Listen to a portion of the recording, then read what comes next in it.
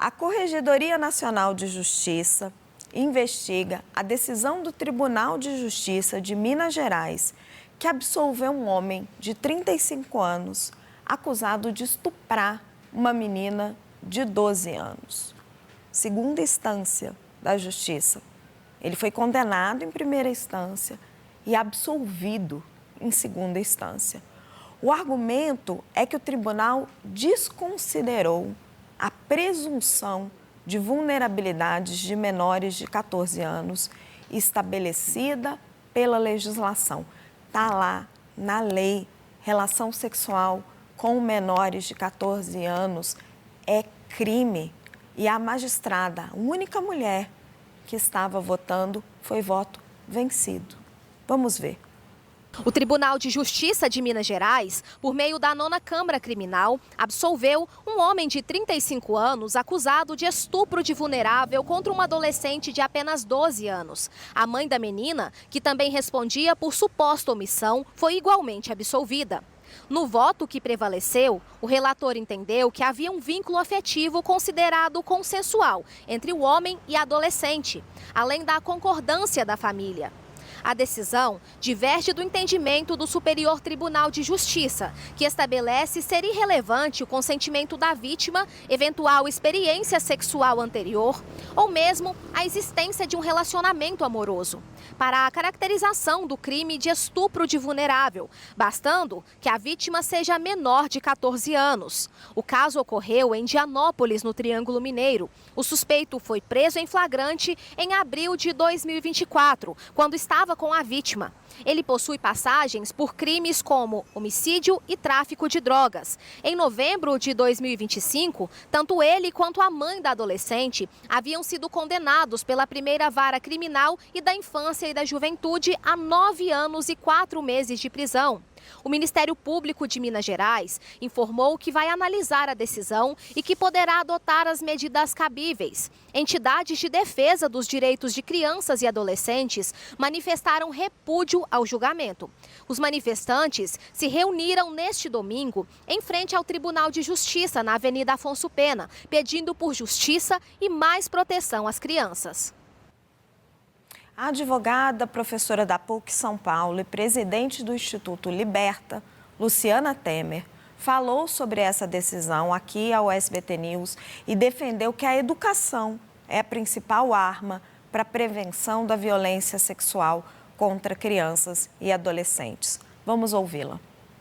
Esta é uma realidade do país, esta é uma realidade que está ligada à vulnerabilidade social. A gente tem que fazer esse alerta e transformar esta realidade com cultura, com educação, com suporte para as famílias, mas, sobretudo, a gente não pode admitir que um órgão do governo, um poder judiciário, naturalize esta situação. Porque quando o poder judiciário de uma corte superior do país naturaliza, ela autoriza esta violência. Então, a gente tem que olhar para isso. O caso é muito complicado, eu não tenho uma receita para dar aqui, é tanta coisa que a gente tem que olhar, mas uma coisa é certa, as autoridades não podem naturalizar esse comportamento. E foi isso que aconteceu com a decisão do Tribunal de Justiça de Minas Gerais. Natália, é tudo tão delicado.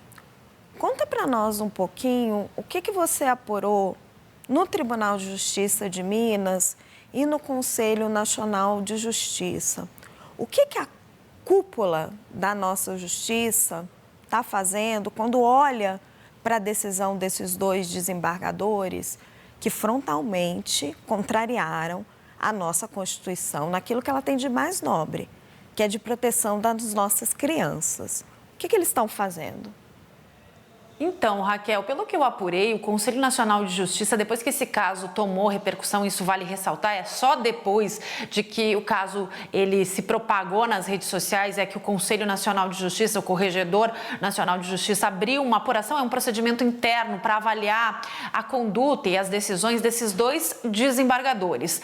Majid Nawef Lawar, que é um deles, o relator desse caso, e também Valner Barbosa de Azevedo. Foram os dois que votaram votaram pela absolvição desse homem de 35 anos. E aí, qual é a discussão que eles fizeram nesse processo e que já tem jurisprudência, ou seja, eles já sabem dessa jurisprudência, portanto, seria um voto já questionando e contrariando decisões do Superior Tribunal de Justiça e do Supremo Tribunal Federal, de que, para além do que diz o Código Penal, Estatuto da Criança e do Adolescente, de que existiriam circunstâncias muito específicas desse caso. É esse argumento que eles usam no processo. O fato é que eles vão ter que dar essas explicações para o Conselho Nacional de Justiça em 5 dias, portanto, até sexta-feira, e aí o Conselho Nacional de Justiça vai decidir se vai haver uma punição ou não.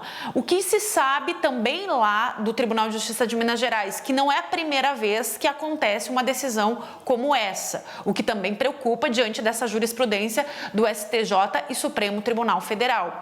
Mais que isso, Raquel, a discussão é importante porque se está naturalizando algo que é muito complexo de uma forma simplista. Uma criança que criou um vínculo afetivo com um homem de 35 anos e que, por isso, os desembargadores chegam à conclusão de que não é estupro de vulnerável. Evidentemente, assim, ao longo da história, quem já fez matéria sobre violência, abuso sexual, sabe que, normalmente, o abusador, ele cria esse vínculo com quem está vulnerável, que é o caso dessa criança. Então, é no mínimo, inacreditável essa decisão dos 2 relatores homens, e quem faz o voto contrário é uma desembargadora mulher. E vale ressaltar também, né, Raquel, que o Tribunal de Justiça de Minas Gerais, ele reverte uma decisão da primeira instância que já havia reconhecido o estupro de vulnerável. Obrigada pela apuração, Natália. Gente, vocês que estão em casa, só para vocês entenderem um pouco mais da gravidade desse caso, que eu acho que já está muito gritante, a justiça chega nessa menina através de um alerta do Conselho Tutelar, porque a escola avisa que ela não estava frequentando a escola. Então, a escola solta aquele primeiro alerta de que a criança de 12 anos não estava frequentando a escola. E aí vão investigar e acham essa menina. E aí tem toda a investigação em primeira instância, convivendo maritalmente com esse homem adulto de 35 anos e tem a primeira condenação por estupro. Nessa segunda averiguação, quando ele recorre e que os desembargadores discordam de que isso seja um estupro, eles dizem que que a criança amadureceu muito rápido na vida, que ela avançou ali nas condições de vida e que havia um relacionamento afetivo, um relacionamento, realmente um casamento ali entre os dois. O que uma criança de 12 anos que estava sendo impedida de frequentar a escola, que não tinha a proteção da família, que provavelmente estava numa situação de pobreza e de violência de todos os tipos.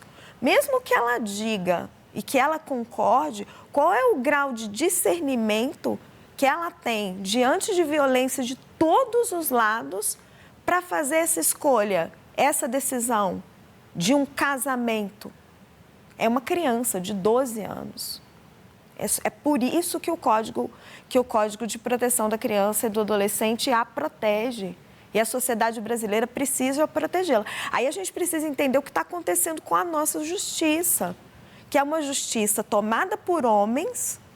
A participação de homens na justiça brasileira é enorme. Nós temos só uma mulher no Supremo Tribunal Federal e nós tivemos recentemente o caso de um homem que foi afastado do Superior Tribunal de Justiça por um caso de importunação sexual. E não foi o primeiro.